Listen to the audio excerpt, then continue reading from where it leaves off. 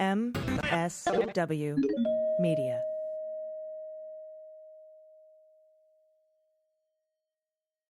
Thanks to Green Chef for sponsoring our podcast. Green Chef is the #1 meal kit for eating well with dinners that work for you, not the other way around. Go to greenchef.com/dailybeans60 and use code dailybeans60 to get 60% off plus free shipping. And thanks to Thrive Cosmetics for supporting the Daily Beans. Get luxury, high-performance cosmetics that highlight your best features. For every purchase, Thrive Cosmetics donates to help women thrive. Go to thrivecosmetics.com/dailybeans for 15% off your first order. With swearing. Daily Beans, Daily Beans, Daily Beans, Daily Beans. Hello and welcome to the Daily Beans for Monday, January 9th, 2023. Today, Kevin McCarthy wins the speakership on the 15th ballot as the House prepares to vote on the new rules package. Ashli Babbitt's mom is arrested in D.C. on the 2-year anniversary of January 6th. Far-right extremists prompted by Steve Bannon and Ali Alexander have stormed the Brazilian Congress, and Wells Fargo VP is arrested for allegedly urinating on a woman during a flight from JFK to India. I'm Allison Gill. And I'm Dana Goldberg. Dana, I don't know. Should we put out a content warning for the peeing on the person on the plane thing? I mean, who among us? I have not been arrested for urinating on anyone in an airplane. Just FYI, if anyone's curious. Oh, come on. Really? That old chestnut? I know it's hard to believe. It is hard to believe. Yeah. I'm going to need verification. I need all the photos of you not being urinated on. That's fine. Airplanes. Yeah, absolutely. Okay. And also later in the show, this is so cool. We're going to talk to Andrew Hartzler. He is the one who put out the TikTok video. His aunt, Vicky Hartzler, was the one who gave the speech on the floor to get people to vote against the Protection for Marriage Act. So when that started crying? I yield my time. Yeah. Yeah. Yeah. And so we're going to talk with him a little bit later in the show. And it's a wonderful discussion. So if anyone was up late on, Friday night? I mean, the clown circus on the foot.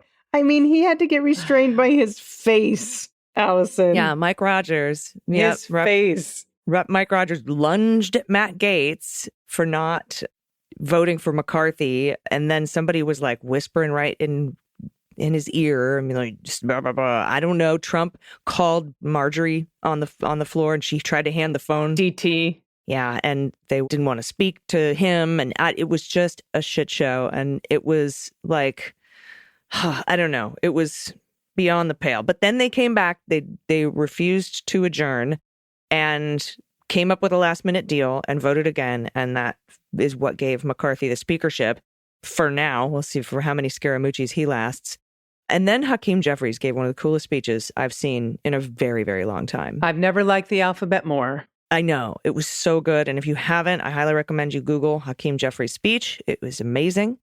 And then, of course, Katie Porter reading The Subtle Art of Not Giving a Fuck while wearing a bright orange shirt to match the book jacket on the floor. It was beautiful. While all that was happening. Just a very, it's just a sad state of affairs in the House of Representatives. But it's been a shit show for a while. We held it together for the past couple of years when Democrats were in power. But that is going away. And I'm going to talk a little bit about the rules package. So let's do that. Dana, let's hit the hot notes. Hot notes. All right, this is from Politico. A proposed subcommittee to investigate the weaponization of the federal government, a key demand of House conservatives who delivered Speaker Kevin McCarthy the gavel, would be given sweeping investigatory powers that include explicit authority to review ongoing criminal investigations. That's not a thing that you can do.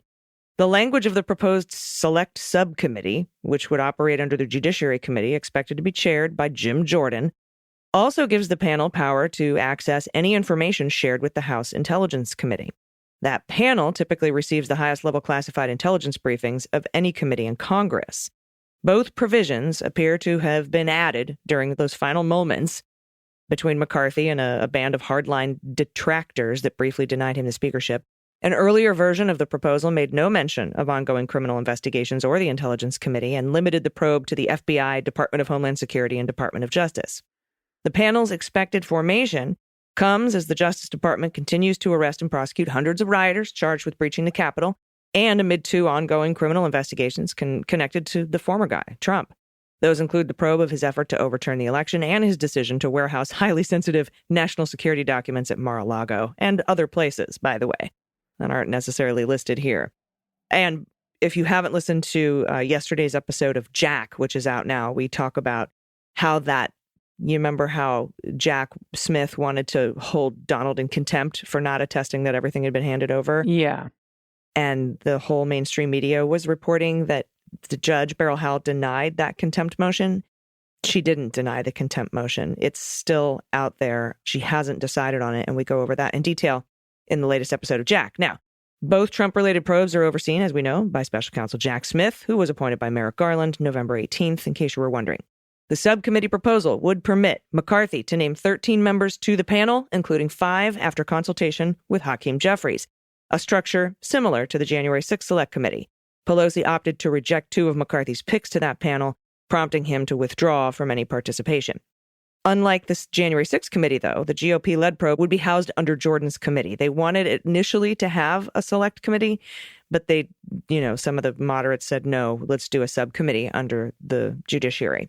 Subpoenas issued by the panel would be authorized by Jim Jordan. Oh, good Lord. Who himself was subpoenaed and defied that subpoena. Yeah.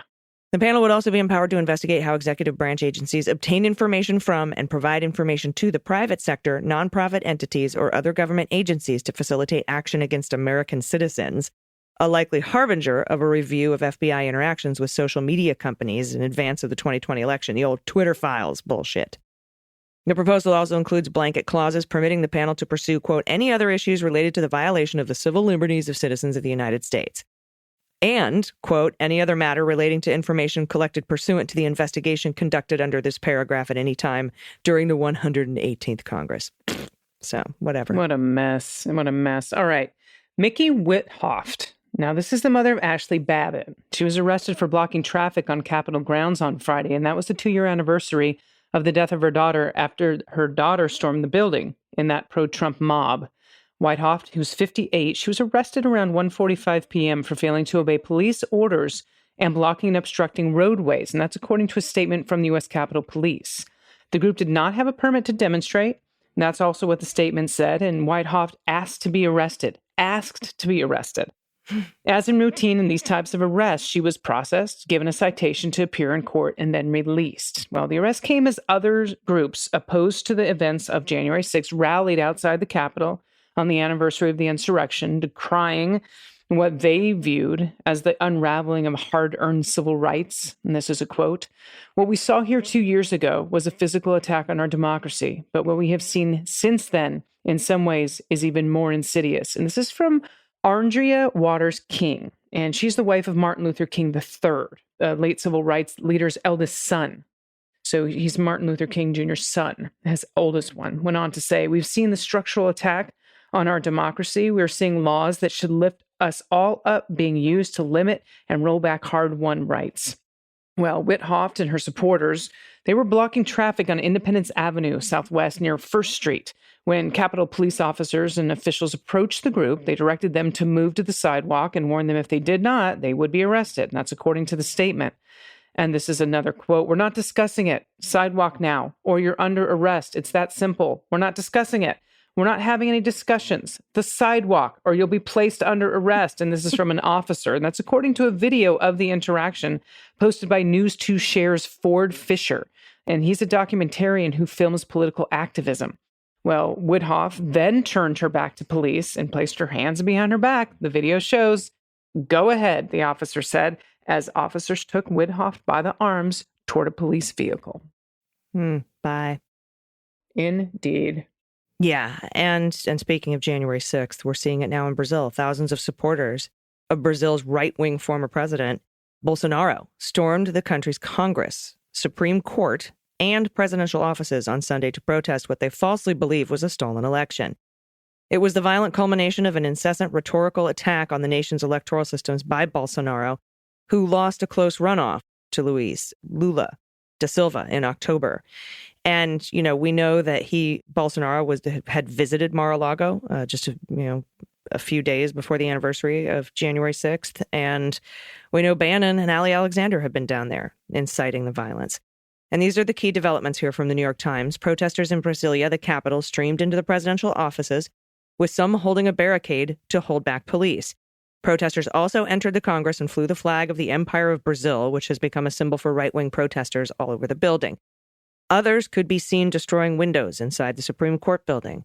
Soldiers entered the presidential offices as officers in 2 helicopters fired rubber bullets and tear gas canisters at the unruly crowd. Local police officials said 150 people have been arrested. Mr. Lula, who took office on January 1st after edging Mr. Bolsonaro by less than 2 percentage points in October's runoff, said Mr. Bolsonaro's questioning of the election's legitimacy had triggered the assault. Lula, who was in Sao Paulo when the protest erupted, signed an emergency decree allowing the federal government to intervene and implement any measures necessary to restore order. Bolsonaro, like I said, has been staying in Florida, where he traveled late last month as his presidency was coming to a close. Since his election loss, his supporters have been camped outside military bases across the country and had called on the armed forces to take control of the government and halt the inauguration of Lula. Unbelievable. I mean, Bannon is such a piece of shit. He is responsible for so much of the downfall of our democracy over the last couple of decades. Unbelievable.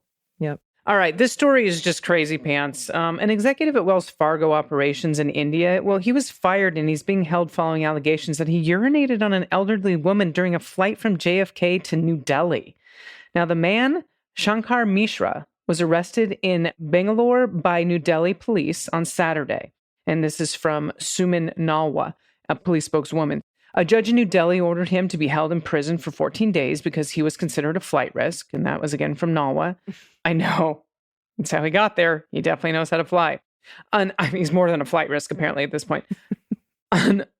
On Air India, a flight from JFK International Airport to Indira Gandhi International Airport on November 26, Mishra was completely inebriated and urinated on another passenger, and that's according to police report, which cited a letter from the alleged victim. Oh, this is just so gross. And this is a quote. He unzipped his pants and urinated on me and kept standing there until the person sitting next to me tapped him and told him to go back to his seat, said the woman, who was seated in business class 1 row behind Mishra. And that's according to the report. The woman, who was not publicly identified by the police and described herself as a senior citizen, told the crew that she wanted Mishra arrested when they landed in India. But she said the crew brought Mishra to her against my wishes. Ugh. Yeah, I know. He apologized and begged her not to press charges. The two had reached an agreement for Mishra to pay for the woman's belongings to be cleaned, the lawyer said, and Mishra paid her on November 28th. But the woman returned the money on December 19th, quote, which clearly reflects a malicious afterthought. That's from the lawyers. This whole thing is absurd. Wells Fargo said in a statement to The Hindu, which is a local publication in India, that it found the allegations deeply disturbing, as it should, and that Mishra has been terminated. Well, Mishra was a vice president of the bank's operations in India and was terminated on Friday. This is from Sharma and the attorney. Well, Wells Fargo did not respond to a request for comment, but I'm glad they got rid of it. I mean, it's absurd. It's absurd. The whole thing is absurd.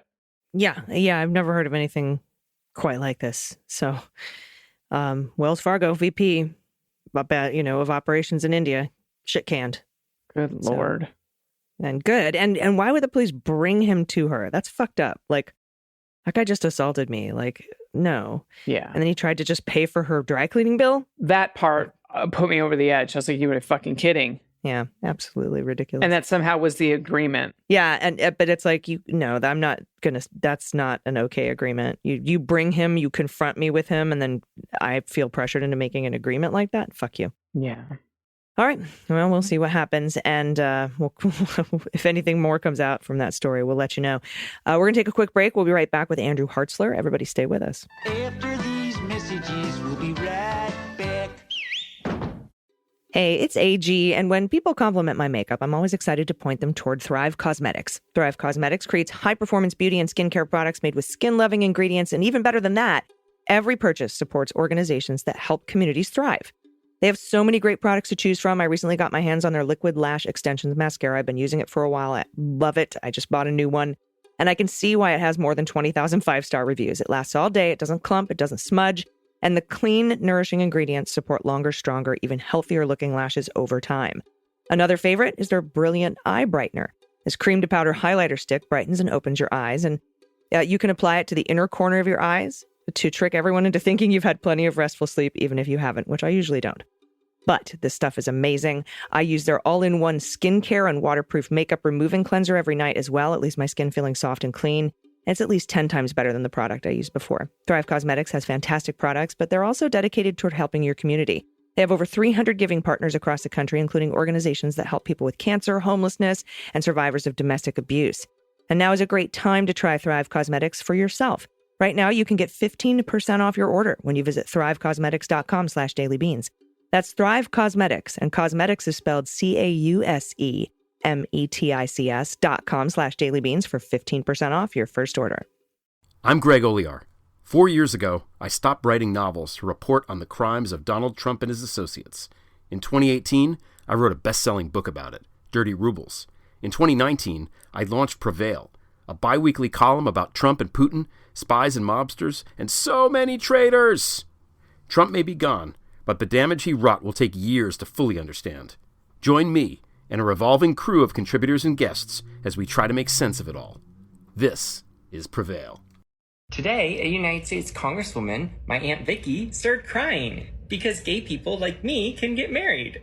I hope and pray that my colleagues will find the courage to join me in opposing this misguided and this dangerous bill. I yield back. So despite coming out to my aunt this past February, I guess she's still just as much as a homophobe. Let's be clear. Obergefell is not in danger, but people and institutions of faith are. Aunt Vicky, that's not right. Institutions of faith like religious universities are not being silenced. They're being empowered by the U.S. government to discriminate against tens of thousands of LGBTQ students because of religious exemptions, but they still receive federal funding. The bill's implications: submit to our ideology or be silenced. It's more like you want the power to force your religious beliefs onto everyone else. And because you don't have that power, you feel like you're being silenced. But you're not. You're just gonna have to learn to coexist with all of us. And I'm sure it's not that hard. Hey, everybody, welcome back. So that was Andrew Hartzler talking about his Aunt Vicky, who, by the way, no longer has a job in the House of Representatives. But he is here joining us today to talk about that. Hello, Andrew. Welcome. Hi. Thank you so much for having me on. I am so honored to talk to you today because when I saw that video, first of all, I watched that live as she made that speech. Oh. Then somebody brought your TikTok video to my attention. And I was like, I absolutely am dying to talk to this person. You are an incredible voice, an activist and advocate for LGBTQ plus rights and people and the community. And I wanted to talk to you a little bit about what, we got a lot about what you were thinking during that video, but just talk a little bit more about it and what's going on like today now. It's been a few weeks. Yeah. I think it was like 3 weeks ago now that came out. It was really concerning. It wasn't surprising, but just seeing the implications that type of rhetoric has on LGBTQ people in real life, as in there are extremists in this world who will hear like our so-called leaders or ex-leaders now say things like that, and then that will inevitably result in violence enacted on LGBTQ people. So when I heard someone that shared the same last name with me, like speaking in such a way to invoke violence towards an entire group of people that I identified with, I felt like I would be complicit if I didn't make a response. Yeah, and we've seen it like being, applied practically here in our neighborhoods. I'm very close to Hillcrest, which is our neighborhood in San Diego. And I know most of the bar managers and owners and club managers and owners, they're installing magnetometers. They're wanding people as they come in. It's really changing the landscape. And I don't understand, and maybe, you can talk to this a little bit, But that seems to me to be the opposite of freedom, which is what the Republican Party espouses to represent and holds so dear to them. I'm a veteran. I signed up to ensure the rights and freedoms of other people. And, for the Republican Party to tout themselves as, supporting the troops and supporting freedom, it just doesn't make any sense to me. Yeah, it's interesting how the Republican Party, they support something as long as it falls within their ideologies and their moral compass. But I like what Nancy Pelosi often says, that it's not about tolerance with supporting LGBTQ people and equality, it's about respect. So when something falls outside of a Republican's idea of what is correct in their religion, they often cling to their freedom of religion to use it as an excuse to exclude others that are outside of that. Yeah, and not just an excuse anymore, but a cudgel, a weapon. And speaking of that, you are part of a lawsuit being brought by the Religious Exemption Accountability Project, REAP, R-E-A-P. Can you talk a little bit about that class action lawsuit? Yeah. So going back a little bit, I went to Oral Roberts University, which is a deeply conservative religious university in Tulsa, Oklahoma. I went there because it was basically said to me by my parents that that was the only school that they would support me going to. So I went there, and then ultimately I was called into the dean's office my junior year because I was reported for being gay. And then I was subjected to conversion therapy-like practices, which they termed accountability meetings, where I was told that my sexuality was a sin and that I was basically really coerced into believing a mindset that wasn't true of how I believe myself to be, which can have major psychological effects. Ultimately, I kept my head down, graduated, and then I joined the Religious Exemption Accountability Project a few months after I graduated in June of 2021.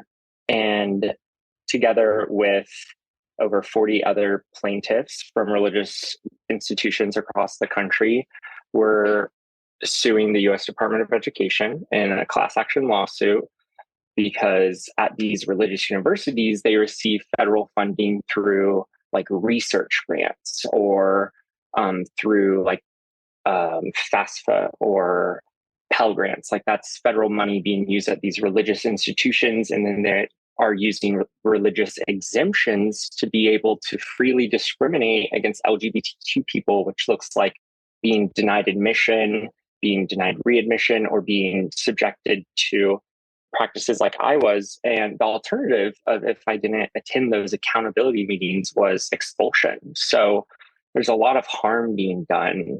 And together with my fellow plaintiffs, we're advocating for equal rights for all students, because ultimately we went to college to get an education, not to have our sexuality changed to the university's preference.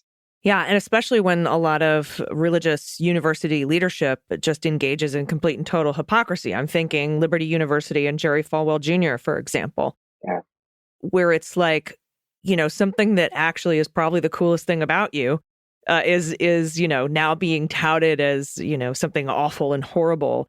And that hypocrisy it's glaring hypocrisy. And it's hard to understand, where they're coming from when they engage in certain behavior and then come out against it, not only to just come out against it for themselves, but to incite violence against an entire community of people.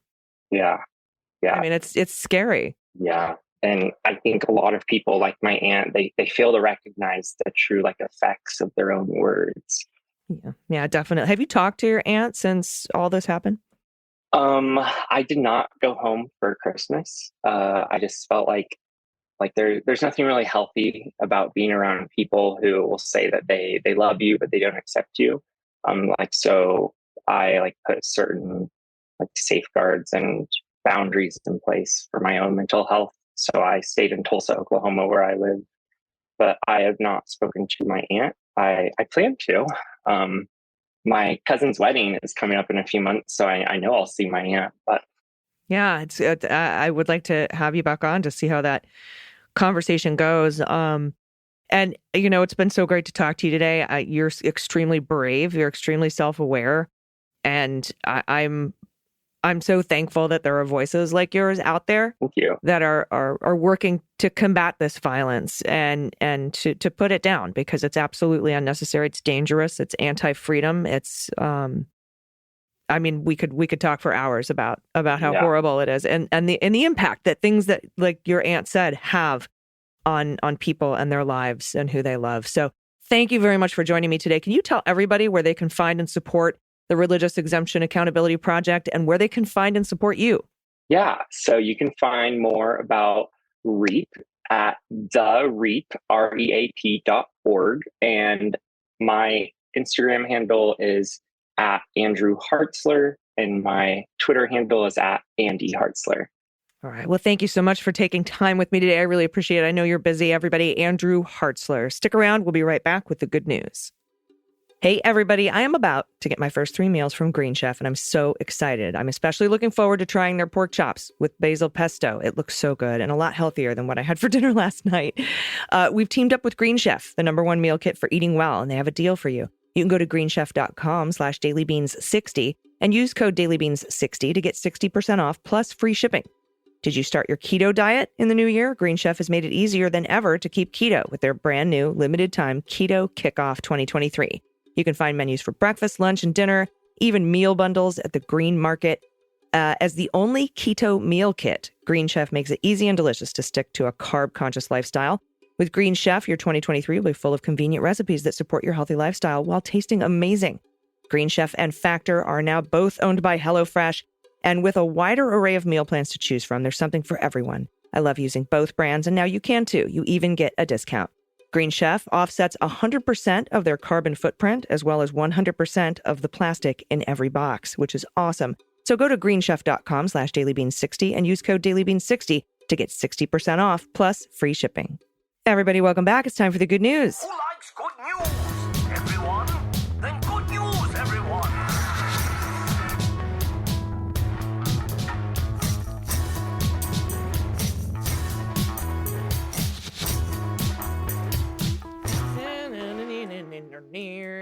Good news, good news. And if you have any good news, confessions, corrections, you want to send in pod pet photos, especially if they're wearing clothes. I love that.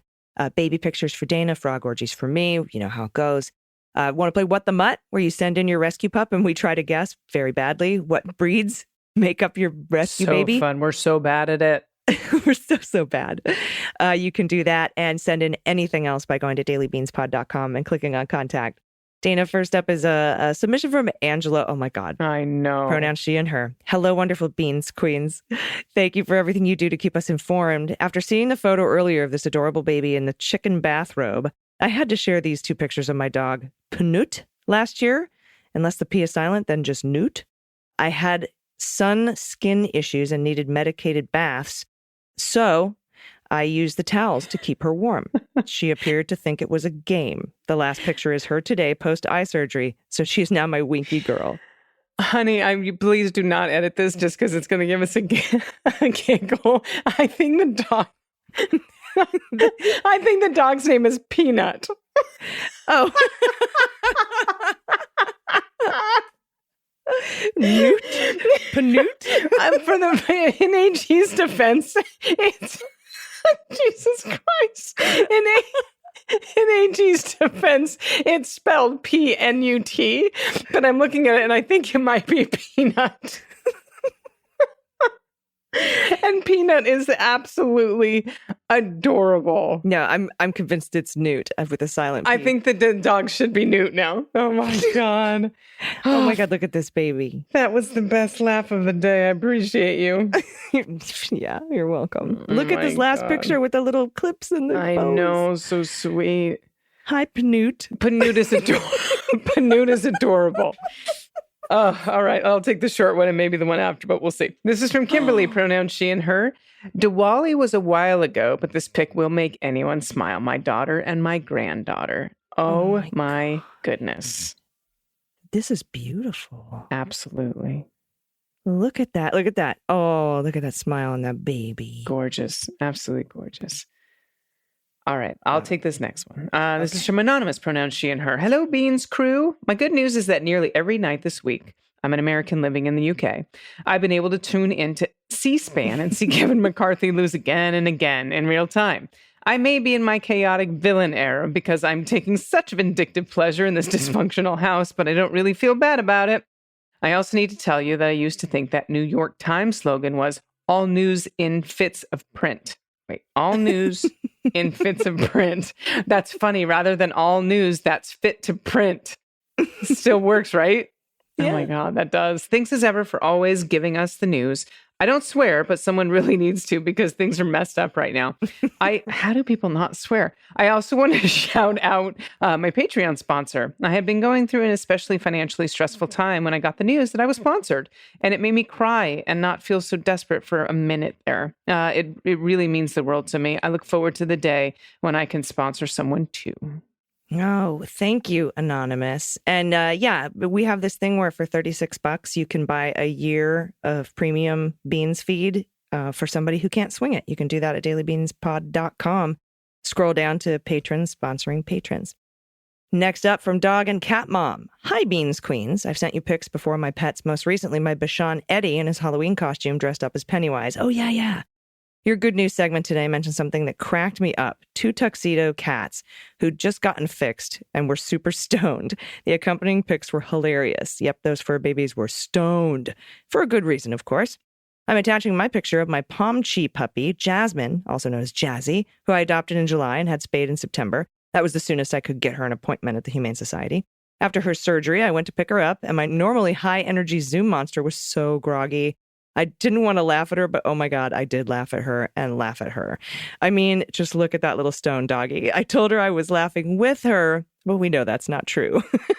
It's especially funny because normally she's a whirl of joyful energy. So I wanted to share some pics with you. It's like every inch of her little body is in full droop. In these pics, I call her Sad Yoda. Maybe other listeners have cute pics of their fur babies coming home from their big day of spay or neuter surgery, all groggy and stoned, and might want to share. Each pic means one more fur baby who will lead a happier life because their humans cared enough to get them fixed. I know that in Jazzy's case, she started life at a puppy mill. The breeder was planning to use her to make puppies, but then was reported to the county's animal control department for having too many dogs. Before the authorities could arrive, the breeder hurriedly gave many of her dogs away, including Jazzy, a very tiny puppy at the time. Jazzy ended up with a lovely young woman who took wonderful care of her, but then moved to an apartment, and so rehomed Jazzy to me. She chose me because she wanted to make sure Miss Jazzy went to someone who would get her fixed and not breed her, and I just love her for her companionship, which I sure do. I've also attached a picture of Jazzy in Zoomies mode, murdering her dinosaur so you can see what she looks like normally. Thanks for keeping me informed and entertained every day. Here's looking forward to a wonderful 2023. Oh, Jazzy, bless your stoned ass heart. Oh my gosh. Look how cute. No, there's Jazzy not stoned. Yes. You can definitely tell the difference. That is a stoned Jazzy. She's beautiful, by the way. Oh my God, amazing. Thank you for sending that in. Indeed. All right, this is from Cheryl P., pronouns she and her. Hello, happy 2023. I am USAF veteran and a teacher in Gilead, Texas, and am busy teaching CRT and indoctrinating students. Just kidding. I needed to rewind a little to distress from the speaker circus. I'm sharing a picture of my dog, Churro, in his Christmas jammies. He is pictured with my husband, who's also a USAF veteran and teacher. Churro hated his jammies, but we love seeing him in them on Christmas morning. Well, thank you both for serving in the Air Force. We appreciate you, and thank you for your service. Look at, Dad's got matching jammies. Dad's got matching jammies. That is fantastic. Look at the tail, Ma. So cute. Thank you for that. Next up, and our last submission from Greg, pronouns he and him. There's not a lot of good news out there, but there are still quite a few good things if you take the time to appreciate them. I'm just sending along a couple of good things that I hope you'll appreciate. P.S. This is a purebred, registered, and rescued over-the-top noodle horse, but something about the configuration just seems a little off to me. The big one is named Strelly, or Estrella, and the little one is Mickey, or Tom, for Tiny Orange Monster. Oh, look. This angle on the dog's snout. And look at the kitty. Oh, so sweet. on their, I bet those are their blankets. They've claimed them for themselves. So very sweet. But yes, that snout is incredible. Noodle horse. I love that. I've never heard I'm assuming greyhound. I've never heard referred to as a noodle horse. Yeah, me either. Oh, beautiful. Thank you for sending these in, everyone. If you have good news, corrections, anything you want to send, you can do so by going to dailybeanspod.com and clicking on contact. And please check out the latest episode of Jack. We have Zoe Tillman. Nice. And me and Angie McCabe go through that and her reporting that, Jack Smith could be making charging decisions within weeks. So it's very exciting stuff. I hope you enjoy that show. Please subscribe to it if you haven't, so we can knock the fascists off the charts. Dana, do you have any final thoughts before we exit? I do not. I just want to send my love to Pnut.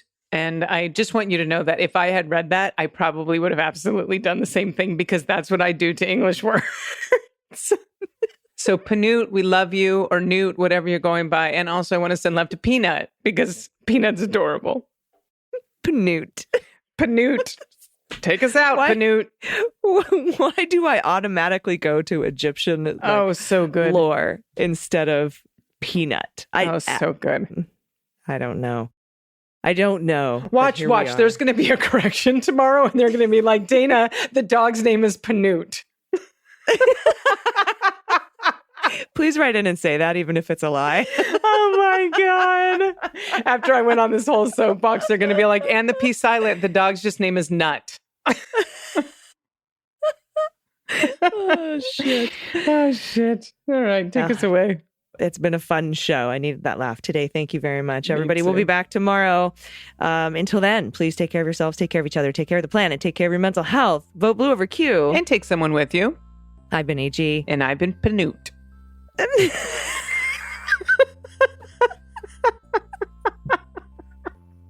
fucking hate you. And I've been DG.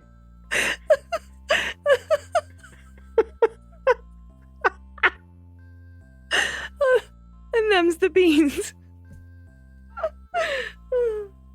The Daily Beans is written and executive produced by Allison Gill, with additional research and reporting by Dana Goldberg and Amy Carrero. Sound design and editing is by Desiree McFarlane, with art and web design by Joelle Reeder with Moxie Design Studios.